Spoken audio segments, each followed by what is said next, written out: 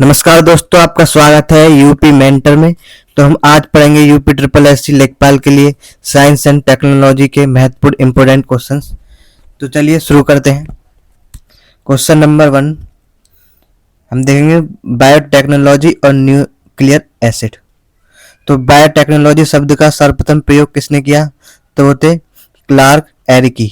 ठीक है, इन्होंने कब किया था? 1919 में। न्यूक्लियर एसिड की खोज किसने की?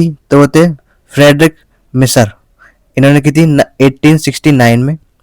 कोशिकाओं में डीएनए कहाँ पाया जाता है?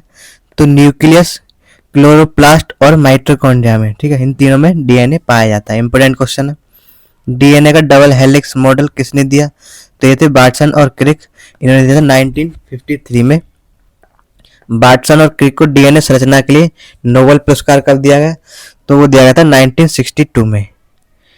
जीन क्या है?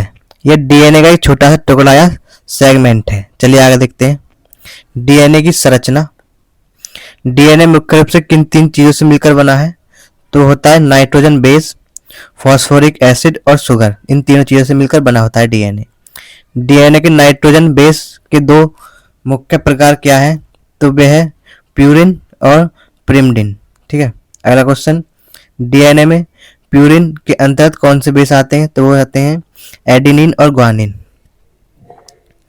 डीएनए में प्रिमडिन के अंतर्गत कौन है?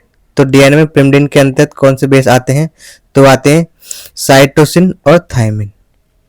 फिर अगला क्वेश्चन, एक मनुष्य में लगभग कितने जीन पाए जाते हैं? तो लगभग 30,000 जीन पाए जाते हैं। चलिए आगे देखते हैं। आरएनए के प्रकार और कार्य। आरएनए का मुख्य कार्य क्या है? तो वह प्रोटीन निर्माण, प्रोटीन सिंथेसिस करना। क्या आरएनए जेनेटिक मटेरियल का कार्य कर सकता है? हाँ, लेकिन केवल कुछ वायरसों में। न्यूक्लियर से प्रोटीन निर्माण स्थल तक सूचना कौन ले जाता है? तो मैसेंजर आरएनए ले जाता है, एमआरएनए। इंपोर्टेंट है। कुल आरएनए का 80% भाग कौन बनाता है? तो वह राइबोसोमल आरएनए। ठीक है, आरएनए। तो 80% कौन सा भाग बनाता है? बनाता है आरएनए। इंपोर्टेंट है ये भी। राइबोसोम का मुख्य घटक कौन सा आरएनए है? तो वह आरएनए। ठीक है, जिसे कहते हैं राइबोसोमल आरएनए। एमिनो एसिड को प्रोटीन निर्माण स्थल तक कौन लाता है? तो ट्रांसफर आरएनए जो है अमीनो एसिड को प्रोटीन निर्माण स्थल तक लाता है। ठीक है, टी से ट्रांसफर, तो ट्रांसफर आरएनए। अब देखते हैं एंटीसेंस तकनीक और जीन साइलेंसिंग। वह तकनीक जो रोग पैदा करने वाले विशेष प्रोटीन निर्माण को रोक देती है, उसे एंटीसेंस टेक्नोलॉजी कहते हैं। किसी जीन को स्वयं को अभिव्यक्त करने से रोकने की प्रक्रिया क्या है? तो जीन साइलेंसिंग कहलाती है, उसे साइलेंस कर जाता है। ठीक है, साइलेंट। फ्लेवर सेवर क्या है? तो टमाटर की एक नई जेनेटिक किस्म है जो जल्दी नहीं सड़ती। ठीक है, क्या है? Flavr Savr. Important question. Flavr Savr टमाटर को किस तकनीक से विकसित किया गया? तो एंटीसेंस तकनीक से। साइटोमेगालो वायरस जो आंखों और फेफड़ों खराब करता है की दवा कौन सी है? तो वह है फोमिविरिसन। ठीक है, फोमिविरिसन। चलिए आगे देखते हैं। Genetic engineering. किसी जीव के जीन में कृत्रिम रूप से वांछित बदलाव करना क्या कहलाता है? तो जेनेटिक इंजीनियरिंग कहलाता है। इंसुलिन की कमी से मानव शरीर में कौन सा रोग होता है? तो होता है मधुमेह, डायबिटीज। इंपोर्टेंट है, दोनों इंपोर्टेंट। बैक्टीरिया का अतिरिक्त जेनेटिक मटेरियल क्या कहलाता है? तो कहलाता है प्लाज्मिड। ठीक है। इंसुलिन उत्पाद के लिए मुख्य रूप से किस बैक्टीरिया का उपयोग होता है? तो ई कोलाई। वायरस संक्रमण के खिलाफ कौन सी दवा जैव तकनीकी बायोटेक से बनती है? तो ये बनती है इंटरफेरोन। ठीक है, चलिए आगे क्वेश्चन देखते हैं। बायोलॉजिकल टूल्स कैंची और गोंद। डीएनए के टुकड़े को काटने के लिए किस एंजाइम का प्रयोग होता है? तो होता है रेस्ट्रिक्शन एंडोन्यूरोलॉजिकल। ठीक है, अगला क्वेश्चन। जैविक कैंची बायोलॉजिकल सीजर किसे कहा जाता है? तो रेस्ट्रिक्शनल। ठीक है, रेस्ट्रिक्शनल एंडोन्यूरोक्लियरेंस। ठीक है, एंडोक्लोरोनिक्लीज। डीएनए के टुकड़ों को आपस में जोड़ने के लिए किस एंजाइम का उपयोग किया जाता है? तो वह है लाइगेज। ठीक है। प्लाज्मिड का मुख्य गुण क्या है? जो भी जीन उसके साथ जुड़ा है वह उसकी कॉपी मात्रा तेजी से बढ़ा देता है। ठीक है, क्या कहलाता है? प्लाज्मिड। इच्छित जीन को प्लाज्मिड से जोड़कर नई कॉपी बनाने की तकनीक क्या है? तो वह पुनः रस संयोजित डीएनए, ठीक है, रिकम्बिनेंट डीएनए टेक्नोलॉजी। चलिए आगे क्वेश्चन देखते हैं। डीएनए में अनुक्रमण और आनुवंशिक रोग। नाइट्रोजन क्षारों AGCT के जुड़े रहने के क्रम को पढ़ने या अध्ययन को क्या कहते हैं? तो डीएनए अनुक्रमण कहते हैं, सीक्वेंसिंग, डीएनए सीक्वेंसिंग। डीएनए अनुक्रमण का मुख्य देखभाल लाभ क्या है? तो वो है आनुवांशिक बीमारियों का पता लगाना और उनका समाधान करना। डीएनए सीक्वेंसिंग को किस गंभीर बीमारी का इलाज संभव हो सकता है? तो वह अल्जाइमर, सिस्टिक फाइब्रोसिस और कैंसर आदि। कलर ब्लाइंडनेस वर्णांतक किस प्रकार की बीमारी है? तो ये एक प्रकार की आनुवंशिक बीमारी इंपॉर्टेंट है।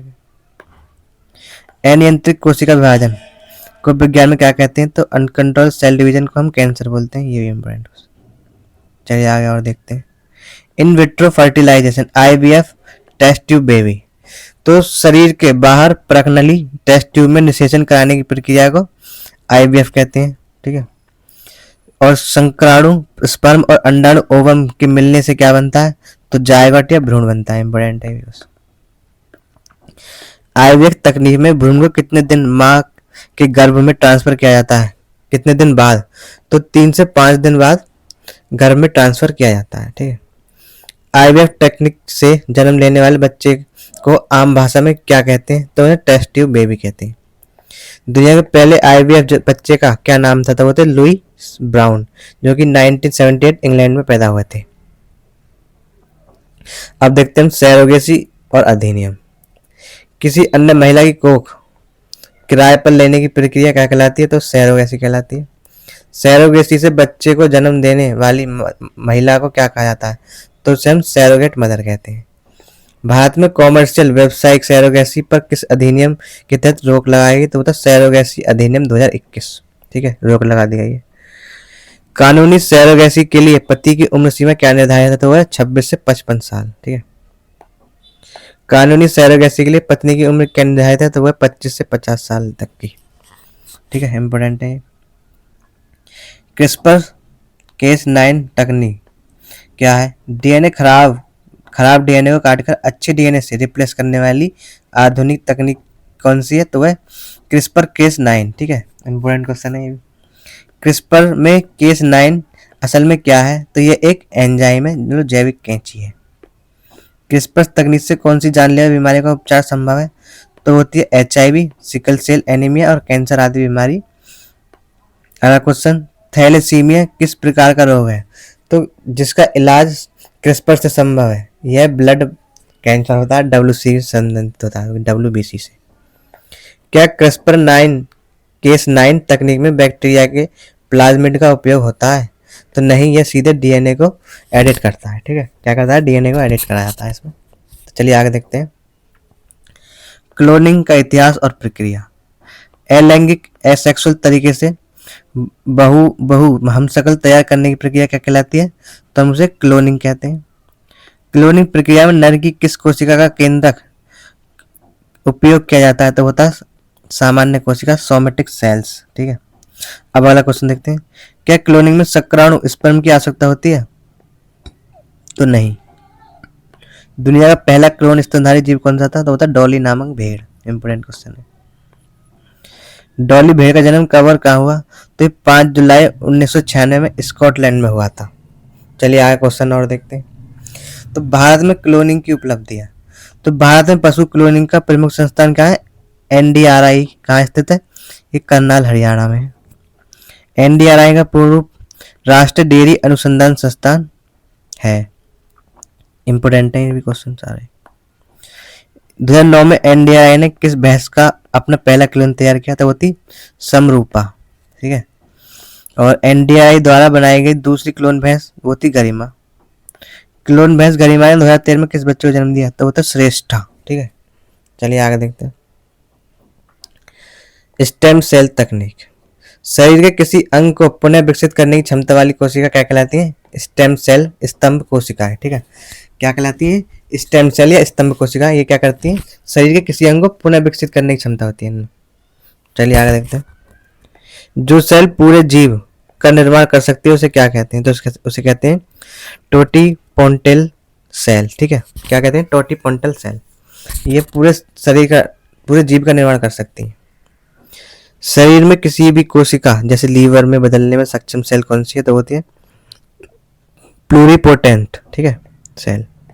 प्लूरिपोटेंट सेल सुरक्षित रूप से कहाँ से पाई जाती है, तो ये जन्म बच्चे के समय बच्चे के गर्भनाल के रक्त से पाई जाती है, ठीक है, जन्म के समय बच्चे के गर्भनाल के रक्त से पाई जाती है। सोमेटिक सेल जीन थेरेपी का प्रभाव क्या अगली पीढ़ी में जाता है, नहीं है, केवल उसी पीढ़ी तक सीमित रहता है, ठीक है।